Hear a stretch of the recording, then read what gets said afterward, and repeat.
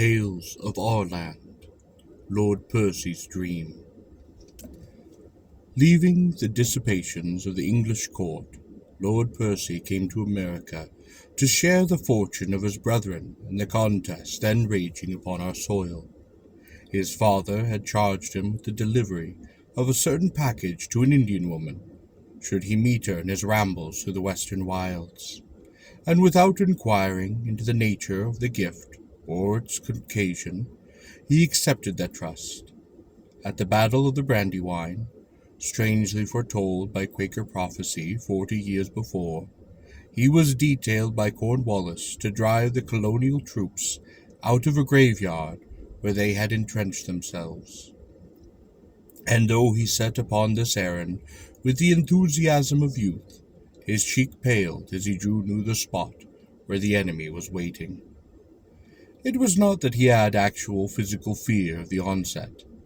He had dreamed a dream a few nights before, the purport of which he had hinted to his comrades, and as he rode into the clearing at the top of Osborne's Hill, he drew rein and did exclaim, "My dream!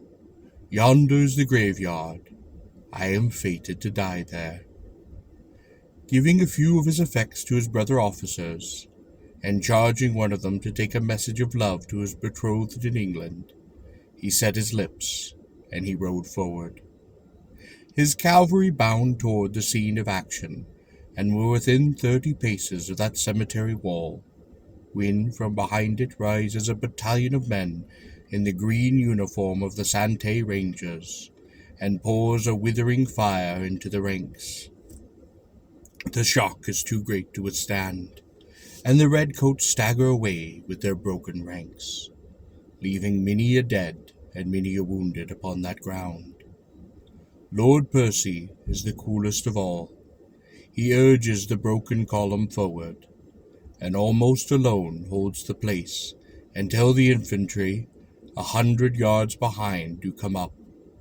Thereupon ensues one of those hand-to-hand encounters that are so rare in the recent war, and that are the sorest tests of valor and discipline. Now rides forward Captain Valdemar, chief of the Rangers, and a half-bred Indian, who, upon seeing Percy, recognizes him as an officer and engages him in combat. There is for a moment a clash of steel upon steel.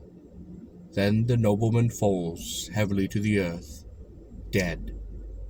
His dream has come true. That night the Captain Valdemar seeks out the body of this officer, attracted by something in the memory of his look, and from his bosom takes the packet that was committed to his care. By lantern light he reads, carelessly at first, then rapidly and eagerly, and at the close he looks long and earnestly upon the dead man, and seems to brush away a tear. Strange thing to do over the body of an enemy. Why had fate decreed that they should be enemies? For Valdemar is the half-brother of Percy.